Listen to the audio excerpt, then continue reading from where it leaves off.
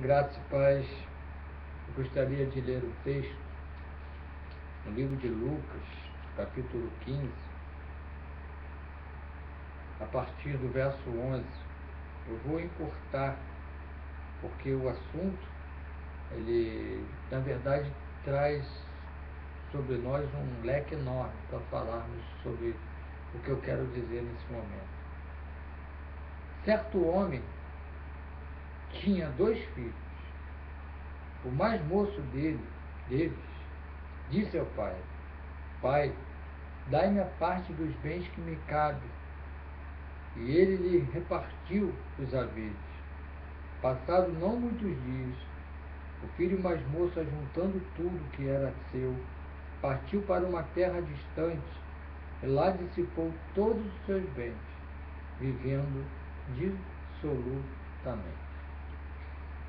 Quando a gente lemos sobre esse texto, sobre a história, essa parábola do filho pródigo, toda a nossa atenção é direcionada e focada no filho mais moço.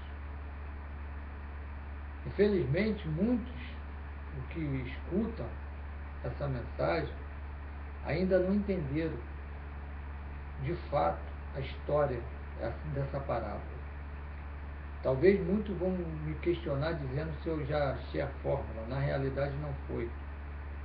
Porque de fato o que eu vou dizer, vocês vão há de convir comigo e aceitar até o que eu estou dizendo, que é de fato verdadeiro. Porque é bem verdade que muitos de que ouviram acerca dessa mensagem, muitos que eram afastados da casa de Deus retornaram. Até porque o que é direcionado, que a atenção está focada naquele filho rebelde, daquele filho avarento, daquele filho ingrato, daquele pecador. Quando a gente fala filho pródigo, a parábola do filho pródigo, a gente acha que ela tem o início e termina quando começa a festa. E a gente vai perceber que não é por aí. Se a gente ler, se nós formos ler o capítulo 15, e principalmente os 2 primeiros versículos, vocês vão perceber o que eu estou dizendo de fato é verdadeiro. Aproximavam-se de Jesus todos os publicanos e pecadores para o ouvir. Murmuravam os fariseus e os escribas, dizendo: Este recebe pecadores e come com eles. É claro que quando Jesus percebe isso, antes de ele contar essa parábola, ele vem com 2 na frente. A primeira, ele fala sobre a ovelha perdida. Ele mostra sobre a singularidade, a partir do capítulo 4, verso 7, a singularidade que Deus tem por cada um de nós. Que nós, às vezes, temos a impressão de que Deus ele salva em série. Na realidade, não é. Ele diz aqui que ele deixa aquelas 99 e vai buscar uma só ovelha. Ou seja, Deus tem um particular com cada um de nós. Ele tem, de fato, uma singularidade, algo singular entre eu e Deus, mais ninguém. O que Deus tem comigo é em particular, comigo. O que diz respeito a mim é entre eu e Deus. E ele, através dessa parábola da ovelha perdida, ele estava dando alusão, tendo uma simbolização acerca do que é a ovelha perdida, simbolizando os publicanos e pecadores. E ao mesmo tempo, ele diz ali, quando ele fala sobre a segunda parábola, que tem a ver com a dracma, né? Aquela grande moeda valiosíssima, ele diz acerca do valor que a alma tem, do valor da alma, daquilo que de fato Deus assim o quer. E ele diz que, exemplo da ovelha perdida, ele deixa as 99 e vai em busca somente desta. Esse era o cenário que estava se passando naquele momento. Aí Jesus, ele define o filho mais moço e o filho mais velho e coloca Deus no centro como pai. Aí ele conta essa parábola. E a gente percebe isso Porque, infelizmente, como eu disse, muitas pessoas ainda não entenderam. Eu vejo gente, irmãos, eu experimentei isso, de pessoas julgar as pessoas pela forma de vestir, de se achar ser melhor do que a outra, e esquece que Jesus ele conta uma parábola lá no capítulo 18, a partir do verso 9, ele fala do publicano e do fariseu indo ao templo. Qual era a oração do fariseu? Ele era grato a Deus, não pelo que ele era grato a Deus porque ele não era igual ao outro. Ele diz, eu dou dízimo de tudo que eu tenho, eu jejuo, né? Eu faço as minhas orações, eu não sou igual a esse pecador. Em contrapartida, o publicano, ele, não tendo nem coragem, diz o texto, para olhar para o céu, ele bate no peito e diz, Senhor, tem misericórdia de mim, pecador. E a palavra de Deus diz, quem desceu justificado foi o publicano. Porque não é a sua exterioridade que vai mostrar o que é você ser espiritual. Na verdade, as suas atitudes têm que ser falar mais alto. O que adianta você andar todo bem trajado, mostrando algo que o próprio Senhor Jesus fala? Não adianta vocês orarem, quando jejuarem, não mostrarem contristados, né? Um rosto abatido, porque os fariseus eles já ganharam a sua recompensa acerca disso. Ele quer dizer que eles já ganharam aplausos dos homens. Eles já ganharam tapinha nas costas dos homens, é o que eles mais querem. Apresentar diante da sociedade, do povo, no modo geral, como os santos, melhor do que o outro. Era exatamente o que acontece aqui no capítulo 15, no verso 30, quando ele ficou indignado ao ver que o pai tinha matado um bezerro cevado por irmão mais moço. E ele diz aqui uma frase interessante, vindo porém esse teu filho, que desperdiçou os teus bens com meretrizes, tu mandaste matar para ele o novilho cevado. Então lhe respondeu o pai, meu filho, tu sempre está comigo, tudo que é meu é teu. Entretanto, era preciso que nos regozijássemos e nos alegrássemos, porque esse teu irmão estava morto e reviveu, estava perdido e foi achado. Tem gente muita gente vivendo dessa forma. Vive pela graça de Deus, mas não sabe usufruir do bem do Evangelho. Está na casa de Deus, né, há tempo. Interessante que, se a gente olhar esse texto, a gente vai perceber que o filho mais novo, embora distante, embora na lama, porque ele passou a comer as migalhas que os porcos comiam, ele reconheceu que ele tinha essa consciência que o pai dele era pai. Ele chama o pai de pai, embora distante, embora ele reconhece que o pai dele é algo precioso para ele. Ao mesmo tempo, você não vê o filho mais velho jamais dizendo uma palavra pai. Tu pode ler toda a história do filho pródigo, que tu não vai ver o filho mais moço nunca dizendo a palavra pai. Somente o filho mais velho, mais moço, embora distante, embora longe do pai, ele reconhece que precisa voltar para a casa do pai. Embora distante, ele sabe onde é a direção da casa, ele sabe o caminho da casa. E contrapartida, o outro, o texto diz aqui, o pai dele dizendo, tu estás sempre comigo. Tudo que tem aqui é teu.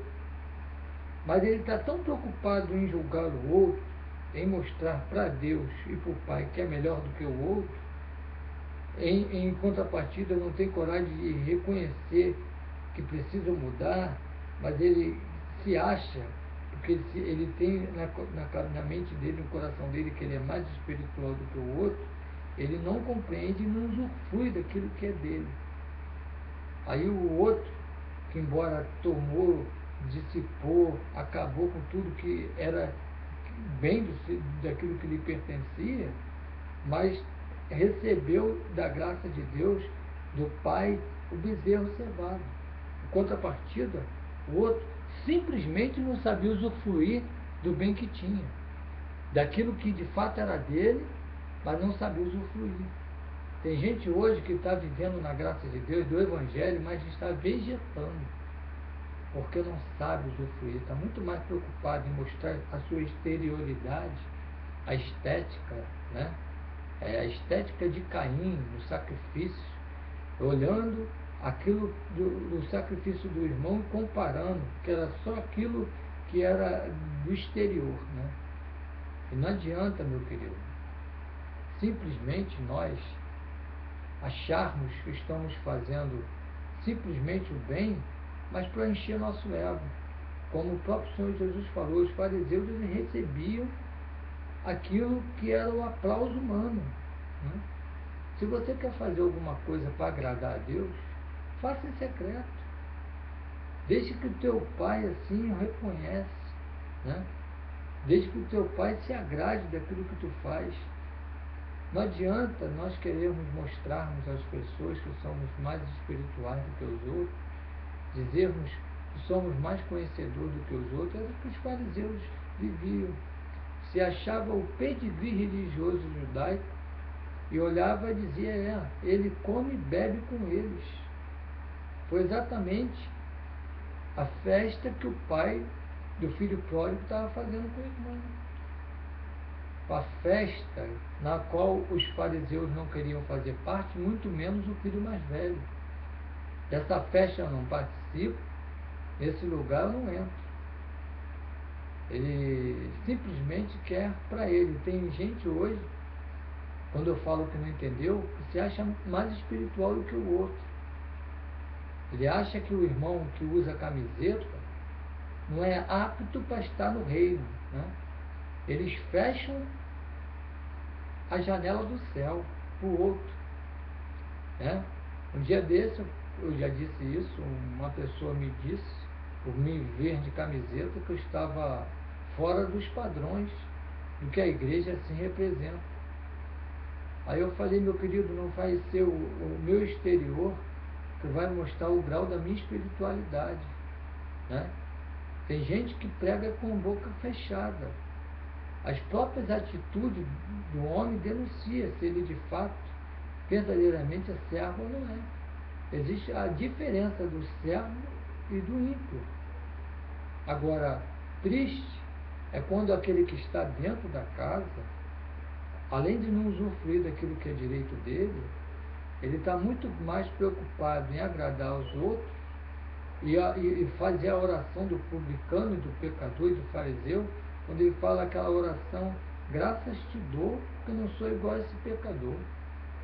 Contrapartida, o publicano apenas no peito bate, sem ter coragem de olhar para cima e dizer, Senhor, tem misericórdia de mim, pecador.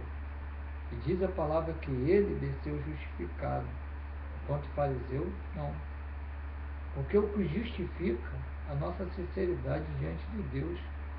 Não adianta nós querermos receber o aplauso humano apenas para agradar o nosso ego e agradar a sociedade, para mostrar para os outros que somos melhor do que o outro. Porque nós não somos melhor do que ninguém. Estamos no mesmo nível. Porque o pecado nos nivela. Diz a Bíblia, onde abundou o pecado, superabundou a graça. Porque todos pecaram e destituídos estão da graça de Deus. Então, meu querido, que nós possamos entender que essa passagem do filho pródigo, ela começa exatamente aqui nesse cenário, onde os fariseus olham e questionam Jesus, porque Jesus estava no meio de publicanos e pecadores. E a gente sabe qual era o perfil do publicano. O publicano era aquele que chegasse na casa de uma viúva e ela não tendo como pagar a dívida, esse indivíduo pegava os filhos e fazia eles trabalhar como escravos. E era desses que Jesus levava a título de amigo. Publicanos, amigos de publicanos e pecadores. Meu querido, nós temos que ser a semelhança à imagem de Jesus. É por isso que Paulo poderia muito bem chegar e falar, seja imitador de Cristo. Ele fala, seja meu imitador, assim como eu sou de Cristo. Porque Paulo experimentava a graça. E, infelizmente, muita gente se acha o dono do pedaço, se acha mais espiritual do que o outro. E vive exatamente igual o filho mais velho, né? Enquanto aquele que estava distante, estava afastado, filho rebelde, filho ingrato, reconhecia que o pai é o pai. Quando ele cai em si, né?